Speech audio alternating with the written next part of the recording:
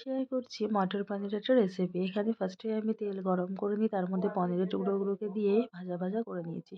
তারপরে তেলের মধ্যে পেঁয়াজ, টমেটো, আদা, রসুন এগুলো দিয়ে ভাজা করে নিয়েছি আর দিয়ে দিয়েছি সামান্য পরিমাণ নুন, যাতে তাড়াতাড়ি সেগুলো ভাজা হয়ে আসে। আর পুরো ভাজবো না, জাস্ট হালকা ভাজা হয়ে এলেই এগুলোকে নিয়ে আমি মিক্সিতে পেস্ট করে নেবো। তো তারপরে আবার তেল দিয়ে তার মধ্যে দিয়ে দিয়েছি গোটা জিরে, শুকনো লঙ্কা, তেজপাতা।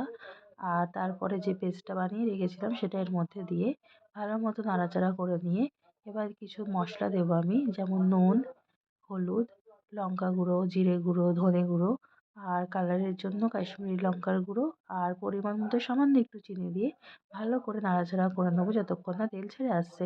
তারপরে আগের থেকে সিদ্ধ করে রাখা মটরশুঁটিগুলো এর মধ্যে দিয়ে দেবো আর তারপর ভেজে রাখা পনিরগুলো দিয়ে ফুটে এলেই কস্তুরি মেথি দিয়ে নামিয়ে নেবো। ব্যাস, তাহলেই রেডি মটর পনির।